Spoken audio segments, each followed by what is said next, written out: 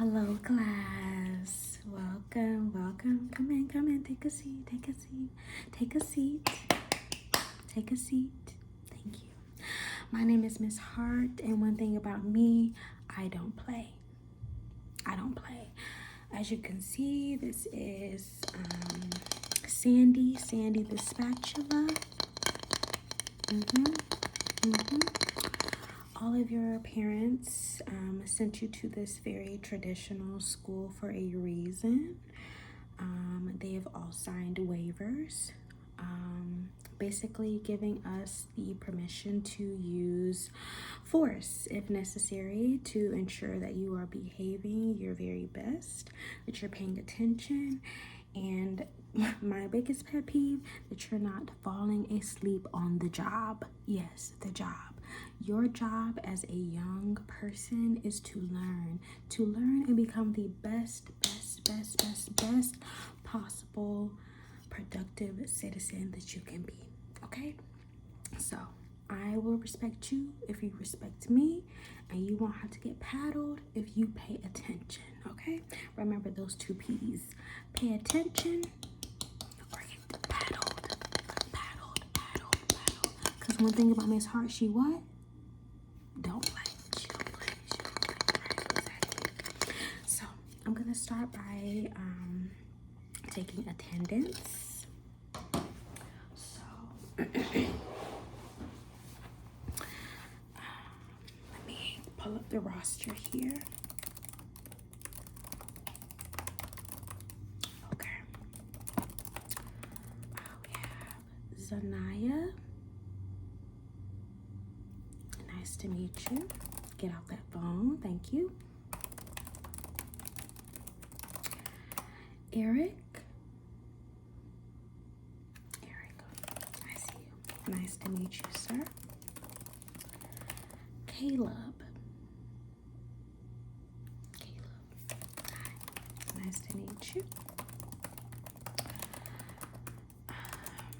Austin. Hello, nice to meet you. Amber. Oh, nice. Nice to meet you. Hello, welcome. Let's see, let me scroll down a little bit. Zachary. Hi, Zachary. Nice to meet you. Welcome.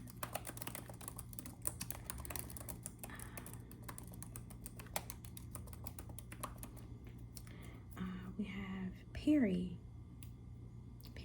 Hi. Nice to see you. Lisa. Hi, Lisa.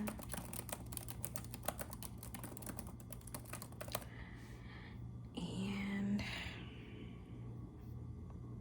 let's see, who am I missing?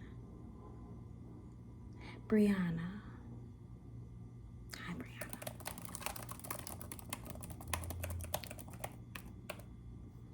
Oh, let's see, we have a latecomer. What's your name? Oh. Wow. Miss Latecomer. I gave the class a little introduction that you might have missed. So just to reiterate, we use very traditional means of discipline at this school here. I expect no phones, no talking, no sleeping, no absences, and no latecomers. So let this be your first and your last time. This is a warning, okay? Anything after today will be punishable by spanking, okay? All right, take your seat. Okay, class, so to start off, we're going to do a little math, and then we will go into history, okay? We'll go into history. So we have our board.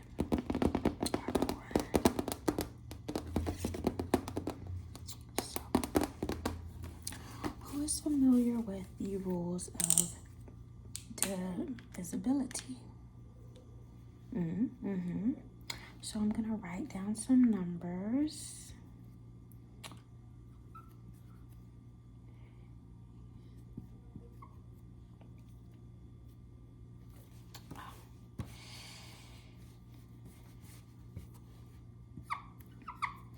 And you're going to tell me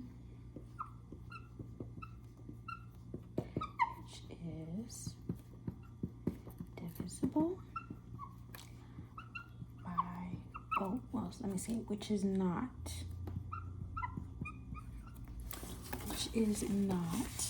divisible by 3. Which is not divisible. Yes, Erica. You said 19. Perfect. Great job. Everybody give Erica a round of applause. Everybody give Erica a round of applause. All right. Now the next one should be pretty easy.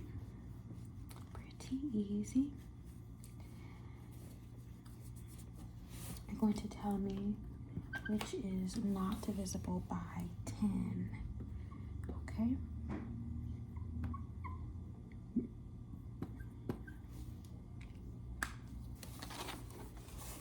Which is not divisible by 10.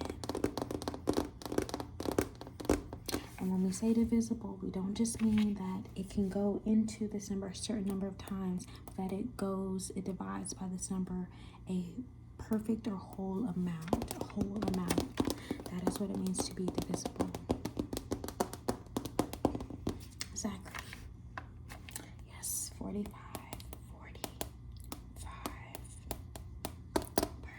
Perfect. All right, now we're gonna move into some simple equations.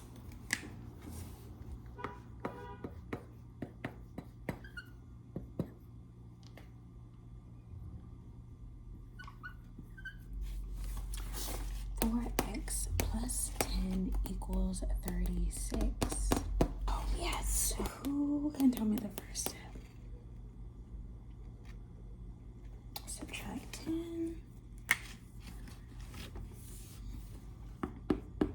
on each side. So yes, it cancels out. So we have 4x equals 26. Now divide by 4, so x equals, does anyone have a calculator and would like to give me that answer? Exactly. Great job. Okay, so I have a handout for you all. I will be passing that out. I want you to take the next 15 minutes to finish solving these problems. This is group work. Don't get used to that, but today we're going to be nice and allow you all to do some group work, and then we'll kind of come back together, review those answers, and then we'll move to our next subject, okay? All right, let me go get those papers, and then you all will get started. So now we'll be moving on to our history lesson. We will be reading Overthrown together. Yes, this is America's Century of Regime Change from Hawaii to Iraq. Who said that? No, this is not liberal bull. This is history. This is actual happenings in history. This is proven, documented events. It doesn't matter if you disagree, baby. You can't disagree with fact, okay? If I hear something like that again, Sandy's coming out. Does everyone understand? Okay. So I'm going to spend the next 20 minutes reading this. You will have reading assignments out of this book. As you can see, mine is a little used because I did get mine very cheap off of a website called Thrift Books. Thrift Books. Thrift Books.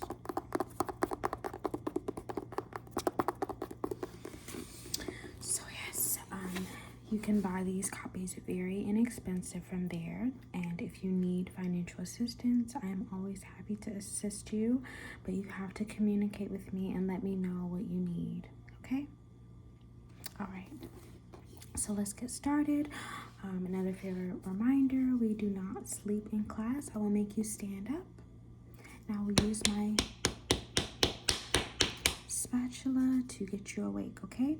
Let's not embarrass ourselves. Let's stay awake, keep our eyes open, keep our brains attentive, okay?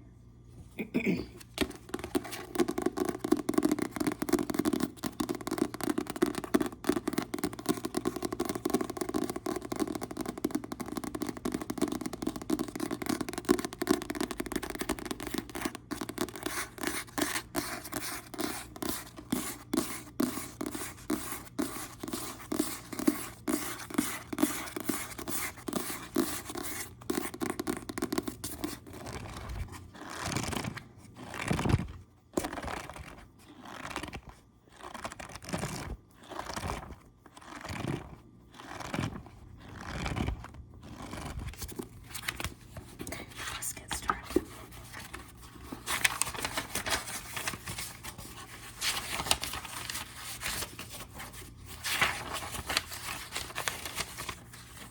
Okay, so starting off with a quote.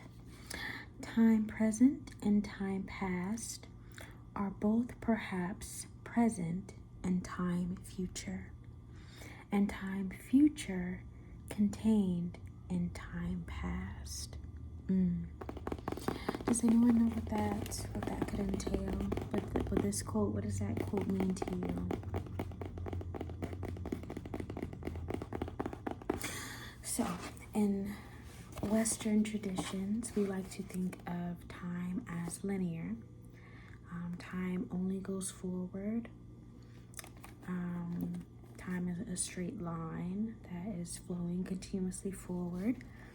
But in some traditions, particularly African traditions, there's the belief that time is circular. And we see this in the repetition, of certain historical events that may not, happen exactly as they would, but we see patterns, historical patterns that happen over and over and over again, like occupation, like genocides, and colonization. We see those patterns repeating in different time periods, even though some time periods may be considered more forward or future oriented. We still see representations of the past. So this is saying that our future can actually just be repetitions or ideologies or events from our past. And sometimes in order to move forward, we have to revisit our past, learn from that past in order to create a better future. Does that make sense? Okay. So, yes, we will only read chapter 1. Part 1 of this book is called The Imperial Era. So let's start with the introduction. Why does a strong nation strike against a weaker one? Usually because it seeks to impose its ideology, increase its power, or gain control of valuable resources. Shifting combinations of these three factors motivated the United States as it extended its global reach over the past century and more. This book examines the most direct form of American intervention, the overthrow of foreign governments. The invasion of Iraq in 2003 is not an isolated episode. It was the culmination of a 110-year period during which Americans overthrew 14 governments that displeased them for various ideological, political, and economic reasons.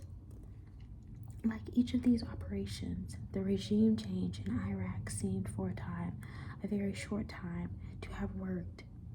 It is clear now that this operation has had terrible unintended consequences. So have most of the other coups, revolutions, and invasions that the United States has mounted to depose governments it feared or mistrusted.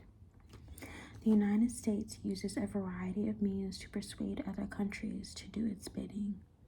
In many cases, it relies on time-honored tactics of diplomacy, offering rewards to governments that support American interest and threatening retaliation against popular anger or uprisings.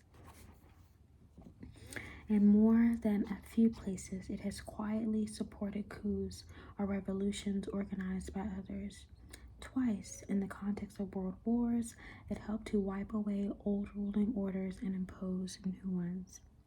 This book is not about any of those ways Americans have shaped the modern world. It focuses only on the most extreme set of cases, those in which the United States arranged to depose foreign leaders. In modern history, no nation in modern history has done this so often in so many places so far from its own shores. The story of these regime change operations are dazzlingly exciting. They tell of patriots and scoundrels, high motives and low cynicism, extreme courage and cruel betrayal. This book brings them together for the first time, but it seeks to do more than simply tell what happened.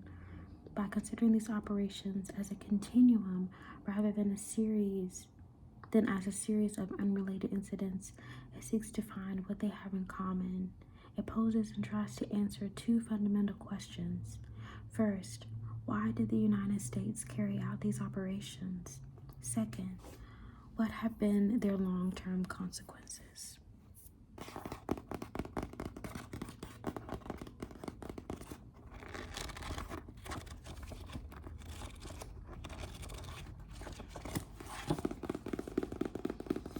Drawing up on a list of countries whose governments the United States has overthrown is not as simple as it sounds. This book treats only cases in which Americans played the decisive role in disposing a regime. Chile, for example, makes the list because although many factors led to the 1973 coup there, the American role was decisive. Indonesia, Brazil, and the Congo do not because American agents played only subsidiary roles in the overthrow of their governments during the 1960s. Nor do Mexico, Haiti, or the Dominican Republic, countries the United States invaded but whose leaders did not depose. America's long regime change century dawned in 1893 with the overthrow of the Hawaiian monarchy. This was a tentative, awkward piece of work, a cultural tragedy staged as comic opera. It was not a military operation, but without the landing of American troops, it probably would not have succeeded. The President of the United States approved of it, but soon after it happened, a new president took office and denounced it. Americans were already divided over whether it is a good idea to depose foreign regimes. The overthrow of Hawaii's queen reignited a political debate that had first flared during the Mexican War half a century before. That debate, which in essence is about what role the United States should play in the world, rages to this day. It burst back to the front pages after the invasion of Iraq. No grand vision of American power lay behind the Hawaiian Revolution of 1893. Just the opposite was true of the Spanish-American War, which broke out 5 years later. This was actually two wars, one in which the United States came to the aid of patriots fighting against Spanish colonialism, and then a second in which it repressed those patriots to assure that their newly liberated nations would be American protectorates rather than truly independent. A radically new idea of America, much more globally ambitious than any earlier one, emerged from these conflicts. They mark the beginning of an era in which the United States has assumed the right to intervene anywhere in the world, not simply by influencing or coercing foreign governments, but also by overthrowing them. In Hawaii and the United States, in Hawaii and the countries that rose against Spain in 1898, American presidents tested and developed their new interventionist policy. There, however, they were reacting to circumstances created by others. The first time a president acted on his own to depose a foreign leader was in 1909, when William Howard Taft ordered the overthrow of Nicaraguan President Jose Santos Zelaya. Taft claimed he was acting to protect American security and promote democratic principles. His true aim was to defend the right of American companies to operate as they wished in Nicaragua. In a larger sense, he was asserting the right of the United States to impose its preferred form of stability on foreign countries.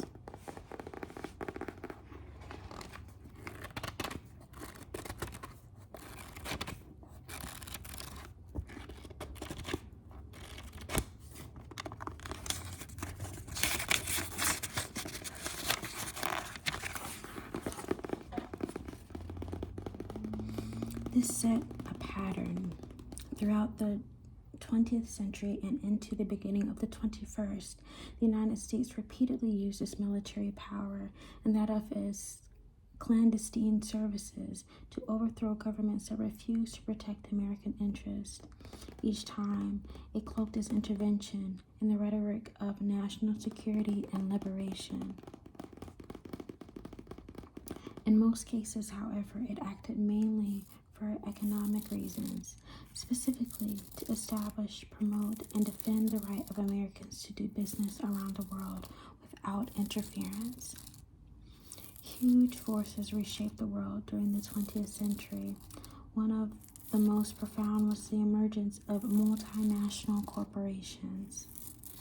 Businesses based in one country that made much of their profit overseas. These corporations and the people who ran them accumulated great wealth and political influence. Civic movements, trade unions, and political parties arose to counterbalance them, but in the United States, these were never able even to approach the power that corporations wielded. Corporations identified themselves in the public mind with the ideals of free enterprise, hard work, and individual achievement. They also maneuvered their friends and supporters into important positions in Washington. By a quirk of history, the United States rose to great power at the same time multinational corporations were emerging as a decisive force in world affairs.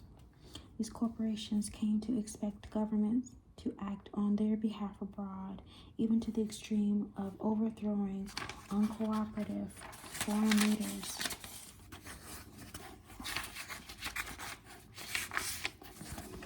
Successive presidents have agreed that this is a good way to promote American interest. Defending corporate power is hardly the only reason the United States overthrows foreign governments. Strong tribes and nations have been attacking weak ones since the beginning of history. They do so for the most elemental reason, which is to get more of whatever is good to have. In the modern world, corporations are the institutions that countries use to capture wealth. They have become the vanguard of American power, and defying them has become tantamount to defying the United States. When Americans depose a foreign leader who dares such defiance, they not only assert their right in one country, but also send a clear message to others. The influence that a economic power it exercises over American foreign policy has grown tremendously since the days when ambitious planters in Hawaii realized that by bringing their island into the United States, they would not be able to send their sugar to markets on the mainland without paying import duties. As the 20th century progressed, titans of industry and their advocates went a step beyond influencing policy makers. They became policy makers. The figure who most perfectly embodied this emerging of political and economic interest was John Foster Dulles, who spent decades working for some of the world's most powerful corporations and then became Secretary of State. It was Dulles who ordered the 1953 coup in Iran, which was intended in part to make the Middle East safe for American oil companies. A year later, he ordered another coup in Guatemala, where a nationalist government had challenged the power of United Fruit, a company his old law firm represented. Having marshaled so much public and political support, American corporations found it relatively easy to call upon the military or the Central Intelligence Agency to defend their privileges in countries where they ran into trouble. They might not have been able to do so if they and their presidents who cooperated with them had candidly presented their cases to the American people. Americans have always been idealists. They want their country to act for pure motives and might have refused to support foreign interventions that were forthrightly described as defenses of corporate power. Presidents have used two strategies to assure that these interventions would be carried out with a minimum of protest. Sometimes they secured the real reasons they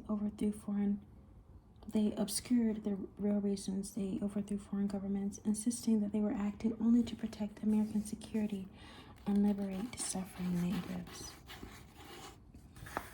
Other times, they simply denied that the United States was involved in these operations at all. The history of American overthrows of foreign governments can be divided into three parts. First came the imperial phase, when Americans disposed regimes more or less openly. None of the men who overthrew the Hawaiian monarchy tried to hide their involvement. The Spanish-American War was fought in full view of the world, and President Taft announced exactly what he was doing when he moved to overthrow the governments of Nicaragua and Honduras. The men who directed these regime change operations may not have forthrightly explained why they were acting, but they took full responsibility for their actions. After World War II, with the world political situation infinitely more complex than it had been at the dawn of the century, American presidents found a new way to overthrow foreign governments. They could no longer simply demand that unfriendly foreign leaders accept the reality of American power and step down, nor could they send troops to land on foreign shores without worrying about the consequences. This was because for the first time, there was a force in the world that limited their freedom of action: the Soviet Union. During the Cold War, any direct American intervention risked provoking a reaction from the Soviets, possibly a cataclysmic one. To adjust to this new reality, the United States began using a more subtle technique, a clandestine coup d'etat, to depose foreign governments. In Iran, Guatemala, South Vietnam, and Chile, diplomats and intelligence agents replaced generals as the instruments of American intervention. In the end of the 20th century, it had become more difficult for Americans to stage coups because foreign leaders had learned how to resist them. Coups had also become unnecessary. The decline and collapse of the Soviet Union and the disappearance of the Red Army meant that there was no longer any military constraint on the United States. That left it free to return to its habit of landing troops on foreign shores. Both of the small countries Americans invaded in the 1980s, Grenada and Panama, are in what the United States has traditionally considered its sphere of influence, and both were already in turmoil when American troops landed. These two invasions that came later in Afghanistan and Iraq were far larger in scale and historical importance. Many Americans supported the operations in Afghanistan because they saw it as an appropriate reaction to the presence of terrorists there. A small but still substantial number supported the operation in Iraq after being told that Iraq also posed an imminent threat to world peace. American invasions left both of these countries in violent turmoil. Most regime change operations have achieved their short-term goals. Before the CIA deposed the government of Guatemala in 1952, for example, United Fruit was not free to operate as it wished in the country. Afterward, it was. From the vantage point of history, however, it is clear that most of these operations actually weakened American security.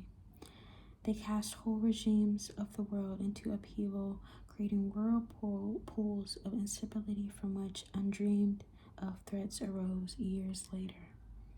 History does not repeat itself, but it delights in patterns and symmetries. When the stories of American regime change operations are taken together, they reveal much about why the United States overthrows foreign governments and what consequences it brings itself by doing so. They also teach lessons for the future. Wow, that's a lot to sit with. That is a lot to sit with. So, your homework tonight will be to read Chapter 1.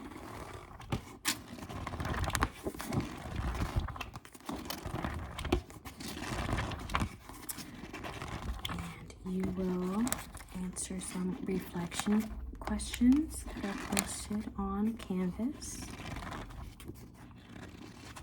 And you will submit that by class time tomorrow.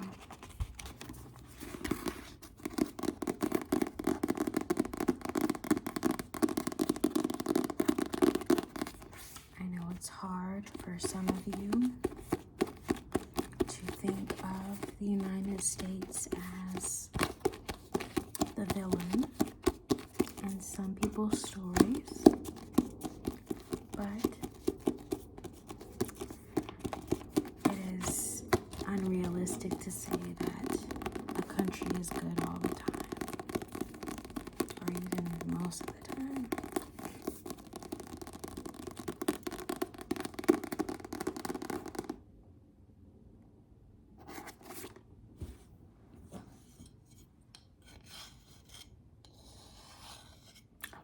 Don't wake her up. Don't wake her up.